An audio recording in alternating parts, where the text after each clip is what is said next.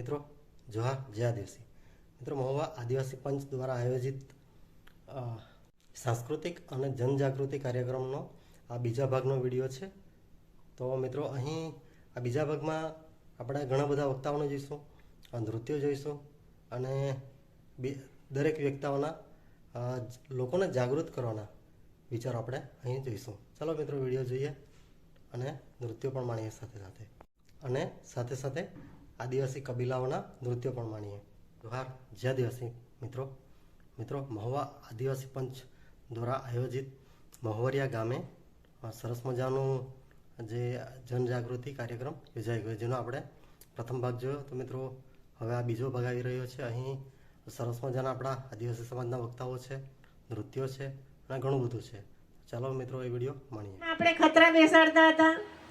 આપણા દેવી દેવતાઓ જે છે તે હિમાલયથી શરૂ થઈને રાજા બાંઠો, બાલોવિંદર, નિમજીદેવ, કાલિકાજલ, કાલો કાકર, ખુમાઈ માળી, દેવલી માળી, યહામોગી, એ બધા આપણા દેવી દેવતાઓ છે. ઘણું બધું લાંબુ લિસ્ટ હશે. અરવિંદભાઈને અત્યારે કહેતા હતા, એ લાંબુ લિસ્ટ તમને કહીને જતા હતા. એ બધા આપણા દેવી દેવતાઓ છે અને એની પૂજા વિધિઓ આપણી છે.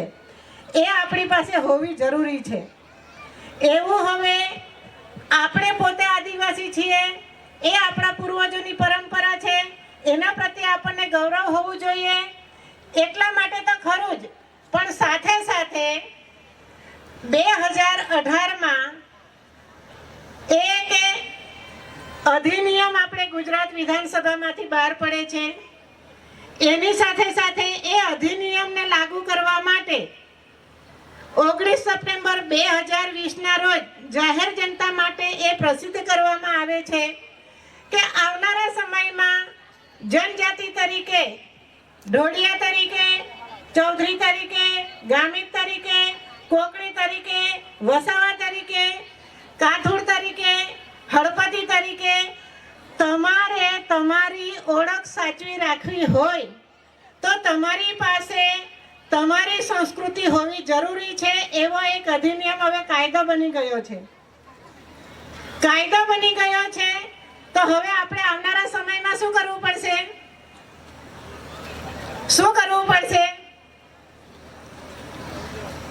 કે જેમણે ક્યાંક ને ક્યાંક એ છોડીને આગળ નીકળી જવાનો પ્રયત્ન કરેલો છે, એમણે ઘર વાપસી આપણે ફરી પાછી કરવી પડશે. અને એ નિયમોમાં જોગવાઈ પણ કરવામાં આવેલી છે કે ધારો કે અત્યારે આપણે જ્યારે જાતિનું પ્રમાણપત્ર લેવા જઈએ છીએ, જે ભણે છે દીકરા દીકરીઓ, એના મમ્મી પપ્પાને બધાને ખબર હશે કે કેટલા પુરાવાઓ જરૂરી છે. તો આ જેટલી પણ બહેનો આવેલી છે એ લોકોને હું વિનંતી કરીશ કે આજે અહીંથી તમને જે કંઈક ભાથું પીરસવામાં આવે, જે કોઈક જાણકારી તમને આપવામાં આવે, એ આપણી પેઢીને આપવાની છે. આપણી આગલી પેઢી સુધી એ લઈ જવાની છે. અમારી અને અમારી પછીની અને અમારી આગળની જે પેઢી હોય, કદાચ ત્રણેક પેઢી પાસે હજુ છે આપણી જે પરંપરાઓ છે, આપણી માન્યતાઓ છે, આપણા રીતિ રિવાજો છે, આપણી પૂજા પદ્ધતિઓ એ બચેલી છે. તો એને આપણે ફરી પાછી પ્રસ્થાપિત કરવાની અહીંયા ઉપસ્થિત આપણે તમામ લોકોની એ જવાબદારી છે.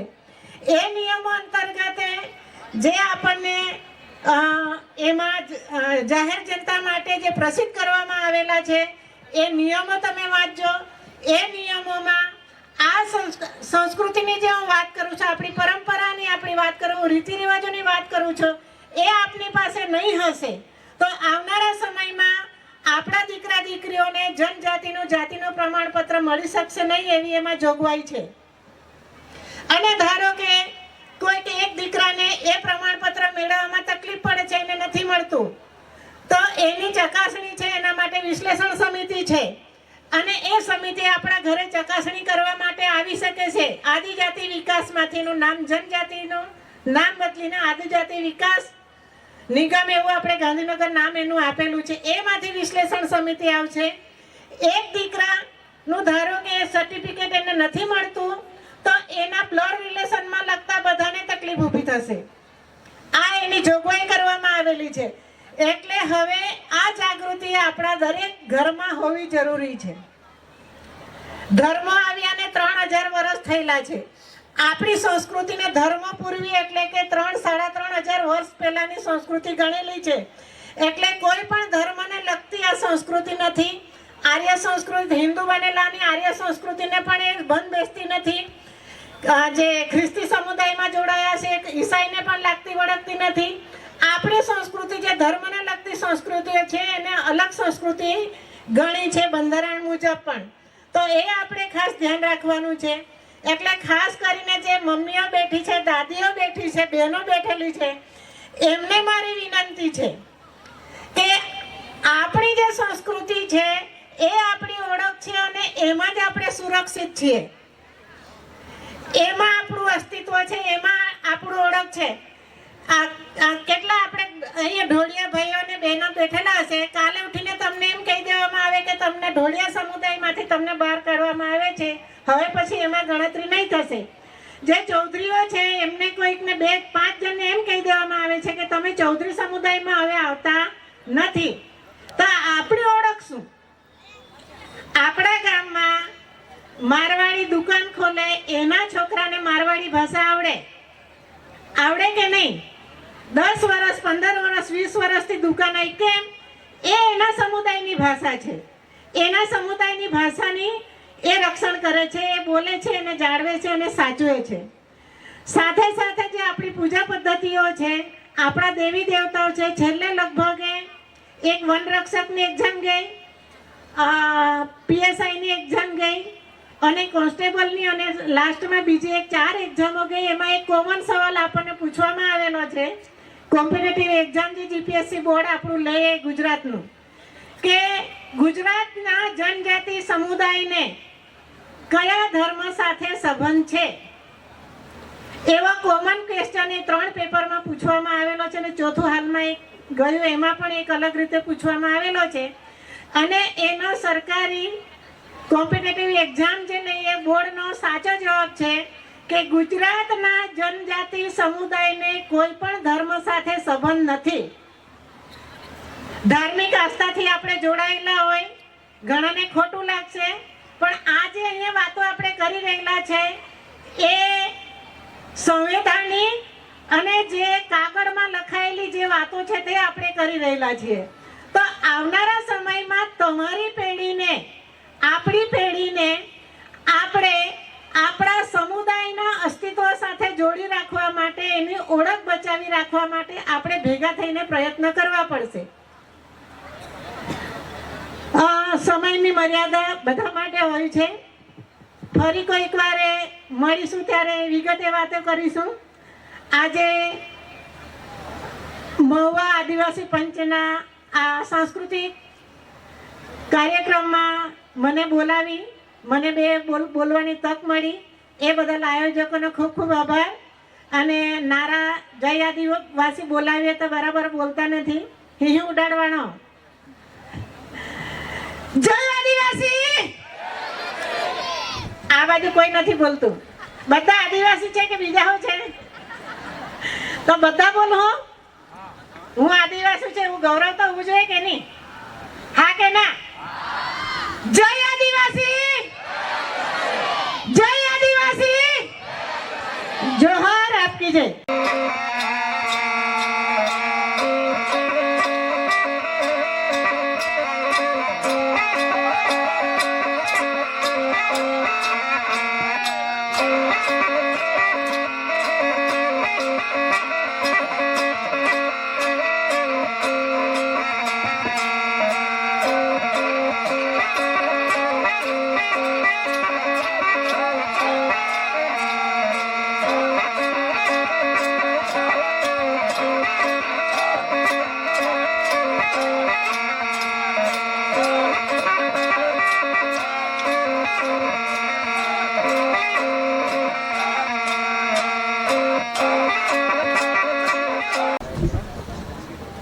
આના પછી આપણે ચાંગી ઢોલ તૈયાર રહે. એડવાન્સ કોલ માટે ચાંગી ઢોલ.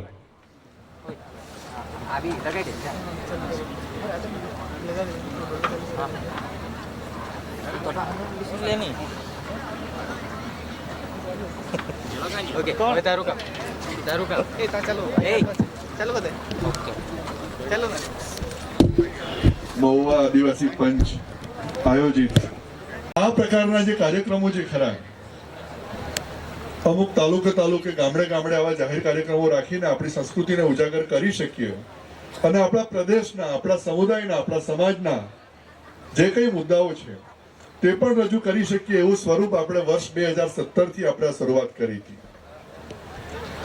2017 થી જ આ શરૂઆત થઈ છે અને આ આપણે 2025 માં છીએ, લગભગ 8 વર્ષ થવાના. એના જો આપણે લેખાજોખા જોઈએ, આટલા વર્ષમાં આપણે શું કર્યું, શું મેળવ્યું, કેટલી જાગૃતિ લાવી આપણે, તો સૌથી પહેલા તો એ છે કે ગામડે આપણે યુવાઓ તૈયાર કરી શક્યા. જે આપણી સામે અત્યારે બધા જે આખું યુવાધન હતું આપણી સામે ઉપસ્થિત, એ આપણે એક સામાજિક પ્રક્રિયાના ભાગ રૂપે આટલા યુવાઓ તૈયાર થયા છે. પણ અમને હજુ એક અપેક્ષા એ છે કે જેટલા અહીંયા યુવકો હતા, અમે આશા રાખીએ છીએ કે આવનાર વર્ષમાં આટલી યુવતીઓ પણ આપણા સમાજમાંથી, આપણા સમુદાય અને પ્રદેશમાંથી આ મંચ પર ઉપસ્થિત હશે તો આપણે જે ક્રાંતિની વાત હમણાં ચાલે છે એમાં આપણે ઘણી ઝડપથી અથવા યોગ્ય દિશામાં આપણે ક્રાંતિ લાવી શકીશું એવું માનું છું. કે પછી નવા જીવનું સર્જન હોય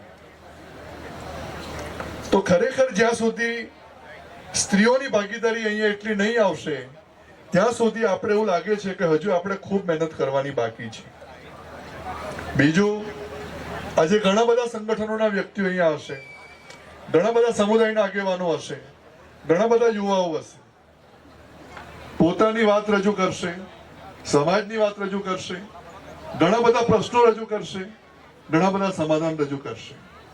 ઘણા બધા સમાધાન એવા હશે કે એ કામ કોઈ સંગઠને કરવાનું રહેશે, ઘણા સમાધાન એવા હશે કે એ કામ સરકારે કરવાનું હશે, ઘણા સમાધાન એવા હશે કે જે કેન્દ્ર સરકારે કરવાનું હશે. પણ હું જે વાત કરવા માંગુ છું એ કામ એવું છે કે આપણે બધાએ જ કરવું પડે એવી પરિસ્થિતિ આજે છે. અને એ કામ એટલા માટે કે અત્યારે આપણે જે સાંસ્કૃતિક કાર્યક્રમ નિહાળીએ છીએ, આજે મારે કહેવું છે કે ઘણા બધા પ્રદેશમાંથી આ પ્રકારના સાંસ્કૃતિક કાર્યક્રમો પણ લગભગ મરણ પથારી આવી ગયા હતા. આજે હું જવાબદારી પૂર્વક કહું છું કે આજે ઢોળિયાઓનું તૂર જે છે એ કદાચ અત્યારે ગામે ગામ નહીં હોય પણ ઘણા બધા ગામોમાં આજે તૂર છે. ચૌધરીઓના ડોવડા ગામે ગામ હતા, બહુ જ ઓછા રહ્યા છે, પણ સૌથી ગંભીર પરિસ્થિતિ ગામિત સમાજના ડોવડાની છે. લગભગ જવલ્લે જ જોવા મળશે ગામિત સમાજનું ડોવડું સ્ટેજ ઉપર. ખૂબ મહેનત કરીએ છીએ. આ આખા સમુદાયની જવાબદારી છે, આપણા બધાની જવાબદારી છે. બીજી વસ્તુ એ છે, આ સંસ્કૃતિ કેમ લુપ્ત થવા આવી? ઘણા બધા કારણો છે. સંસ્કૃતિ કેમ આપણને નિહાળવી ગમે અને ક્યાંની નિહાળવાની ગમે? આજે આપણે જોઈએ આસામની ટીમ આવીને એનું બિહુ કરતી હોય તો આખો પ્રદેશ સ્તબ્ધ થઈ જાય. એનું કારણ શું છે? આ ફક્ત આસામની વાત નથી. નાગાલેન્ડથી નાગા આવ્યા હોય, બોડોલેન્ડથી બોડો આવ્યા હોય કે કાર્બી એંગ્લોંગથી કાર્બી આવ્યા હોય, તમામની જે સાંસ્કૃતિક કૃતિ જે છે આપણને જોવાની ગમે છે. પણ એમની કૃતિ કેમ આપણને જોવાની ગમે છે? કારણ કે એ લોકોના નાચણા, એ લોકોના વાજિંત્રો, એ લોકોના ગીતો હજુ પણ પ્રકૃતિ સાથે જોડાયેલા છે. અને પ્રકૃતિ સાથે કેમ જોડાયેલા છે? કારણ કે હજુ એમણે પોતાના જંગલો, પોતાની જૈવિક વૈવિધ્યતા, પોતાના પ્રદેશની એમણે જાળવી છે. એટલે જ્યાં જ્યાં સંસ્કૃતિ છે એ સંસ્કૃતિ ક્યાં ટકી છે? જ્યાં બાયોડાયવર્સિટી ટકી છે ત્યાં. અને જ્યાં બાયોડાયવર્સિટી નથી ત્યાં ધીમે ધીમે સંસ્કૃતિ નાશ પામવાની આરે છે. અને જ્યાં જ્યાં સંસ્કૃતિ નાશ પામી છે ત્યાં ત્યાં જમીનો નથી રહી. જે સમુદાય પાસે સંસ્કૃતિ નથી તે સમુદાય પાસે અત્યારે જમીન પણ નથી. અને એમાં જે આપણા પ્રદેશનો જે વારે વારે ઉલ્લેખ કરવો પડે, ખૂબ ગંભીર અવસ્થામાં જે સમાજ જીવે છે તે છે હળપતિ સમાજ. લગભગ ઘણા બધા ગામડા એવા છે કે આખા નાખા અડપતિ સમાજ પાસે એક વીઘો પણ નથી. આ એક ખૂબ પૂર્વક અને જવાબદારી વૃત્ત છીએ. પણ કદાચ યાદ કરજો, આ ઉકાઈ ડેમ જો નહીં હોત તો કદાચ આ મહુવા તાલુકાની સમૃદ્ધિ આટલી નહીં હોત. અને ઉકાઈ ડેમ કોના ભોગે છે? ઉકાઈ ડેમ પણ આપણા જ સમુદાય, આપણા જ સમાજના બીજા ભાઈઓ બહેનો વિસ્થાપનના ભોગે છે. આપણે અહીંયા કદાચ કોઈને લાગે કે નહીં લાગે, પણ મને એવું લાગે છે કે આપણી સંવેદના એમના પ્રત્યે હોવી જોઈએ, આપણી જવાબદારી એમના પ્રત્યે હોવી જોઈએ. ફક્ત આપણે એટલા બધા સ્વાર્થી પણ નથી, કારણ કે આપણા જીવનના મૂલ્યો છે કે સામૂહિકતા, સંવેદનશીલતા, સહનશીલતા, સહઅસ્તિત્વ, આ બધા આપણા મૂલ્યો છે. તો આ બધાને આપણે કઈ રીતના જોડી શકીશું? અને બીજું, જય જોહાર. બહુ વધારે વાત ના કરું તો એક ટૂંકમાં મારો તમને વાત કરવાની એવી કે અહીંયાથી ઘણા લોકોએ બધી વાત કરી એજ્યુકેશન માટેની. તો એજ્યુકેશન માટે ક્યાંક ને ક્યાંક બધા લોકો તત્પર છે, એજ્યુકેશન લે પણ છે. પણ હું જે ફિલ્ડમાંથી આવું છું તો મારો તમને મેસેજ મારો મળવો જોઈએ. વકીલાત કરું છું, નાની મોટી જે પણ મને ફાવે એ પ્રમાણે કરું છું. પણ અહીંયાથી અત્યારે હાલમાં આ આપણા આદિવાસી સમાજમાંથી શું કોઈ એવું જાણે છે કે હાઈકોર્ટમાં આદિવાસી સમાજના કેટલા એડવોકેટ છે?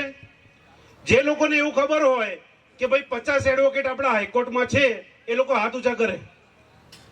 કોઈને ધ્યાન ખરું? નહીં. 10 એડવોકેટ હોય આપણા, કે જે લોકો એવું માનતા હોય કે 10 એડવોકેટ આપણા હાઈકોર્ટમાં છે, એ લોકો હાથ ઊંચા કરે. 10 એડવોકેટ. એક જ વ્યક્તિ, એ પણ આપણા ડોક્ટર નીતિનભાઈ નિયોભાઈ, એક જ વ્યક્તિ. બાકી આપણા કોઈને પણ ખબર નથી. એટલે મારી બધાને એક જ રિક્વેસ્ટ ખાલી અહીંયા કરવા માટે હું સ્ટેજ પર અત્યારે આવ્યો છું કે જ્યાં સુધી આપણા સમાજમાંથી 100 એડવોકેટ હાઈકોર્ટમાં પ્રેક્ટિસ નહીં કરતા હોય તો આ જે સરકાર જે છે એ સરકારની અવનવા જે પ્લાન આવે છે એ અવનવા પ્લાનને કોઈ રીતે ચેલેન્જ કરવા હોય તો કઈ રીતે આપણે ચેલેન્જ કરશું? એટલે મારી એક જ રિક્વેસ્ટ છે કે આપણા હાઈકોર્ટમાં 5, 50, 100 એડવોકેટને આપણે ત્યાં ડેવલપ કરીએ. બસ મારી આ એક જ રિક્વેસ્ટ છે. જય જોહાર.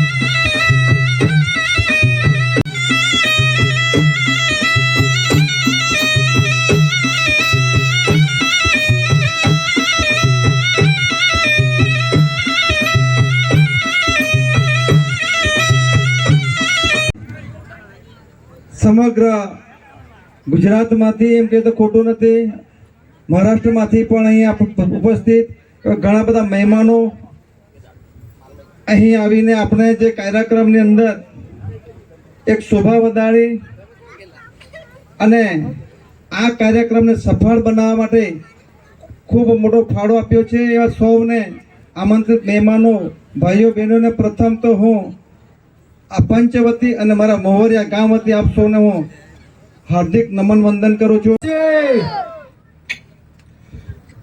મહુવા તાલુકો આખા દક્ષિણ ગુજરાતના સૌથી પહેલા સુશિક્ષિત લોકોથી બનેલો અને ડોમ સાહેબીથી અને જે ભૌગોલિક પરિસ્થિતિ એટલી સરસ આપેલી, તો આજે આખા ગુજરાતના સૌથી લીલોતરી ભરેલા તાલુકાઓ પૈકીનો એક તાલુકો અને તેનું મહુવરિયા ગામ, અને આટલી ઠંડકમાં મારા લોકો ઠંડા થઈ ગયા. તમારા બધા હવે ઘરે જવાનું થાય થોડી વાર પછી, તો અત્યારે બધા ઊંઘમાં ઘરે જાય તો ચાલતા પડી જાય કે ગાડી પરથી પડી જવાના ચાન્સ રહેલા ને વાગી પડવાના ચાન્સ રહેલા. એટલે અત્યારે બધાએ હાથ ઊંચા કરીને, જ્યાં સુધી તમે એવું ઈચ્છતા હોય કે મેં માઇક છોડું, તો બધાએ હાથ ઊંચા કરીને એકવાર જોરથી જય આદિવાસી. જે કોઈના જો ફરીથી કહી દેતો છે, હજુ બી મને સંતોષ નથી, મારા કાનને જ્યાં સુધી સંતોષ નહીં થાય તો મજા નહીં આવે. પાછળ વાળા બધા અને સર્જન છું, જેને કોઈને કઈ હાથમાં દુખાવો હોય, જેને તાળી પાડવામાં તકલીફ હોય, ઇન્જેક્શન આપી દઉં. પણ અત્યારે જયારે પોતાના માટે અને સમાજ માટે તાળી પાડવાનું આવે ને, ત્યારે કોઈએ ચૂકો. પછી આપણે હારા હાથ ઊંચો કરવા. માહોલ ઠંડો છે ભલે, પણ આપણી અંદરનું લોહી તો ગરમ છે ને. તો પછી અત્યારે આપણને વનવાસી, વનબંધુ, આદિજન, ગિરિજન બધું જાત જાતનું કહીને બદનામ કરવામાં આવે. અત્યારે થોડા વખત પહેલા માયાભાઈ આહિરે બી, જે આપણા જાણીતા કલાકાર છે, માન હતું એમના માટે, પણ વનવાસી કીધા. બહુ થોડા લોકોએ વિરોધ કર્યો, પણ આપણે વિરોધ કર્યો ને તો આપણે વનવાસીને બદલીને આદિવાસી કરવું પડ્યું. રાજભા ગઢવીએ બી દિલગીરી વ્યક્ત કરવી પડલી. પણ આપણે તો કેવું કે અત્યારે હારા 6:45 થાય, આપણા વડાપ્રધાન મોદી સાહેબ કે ખુડવેલમાં આવીને મારા આદિવાસી ભાઈઓ તો સાંજે 6:45 પછી તો મોજમાં રહી ને. આપણે ખરેખર મોજમાં બી આવી છીએ. આપણે એમની વિચારીએ કે એમને ખોટા પાડીએ, અને પછી આવા બધા આવીને ચીલા ચાલુ લોકો આવીને આપણા વિસ્તારોમાંથી છોકરીઓ લઈ જાય, બધા દલ્લાઓ આવીને આપણી છોકરીઓનું અપહરણ કરી લઈ જાય.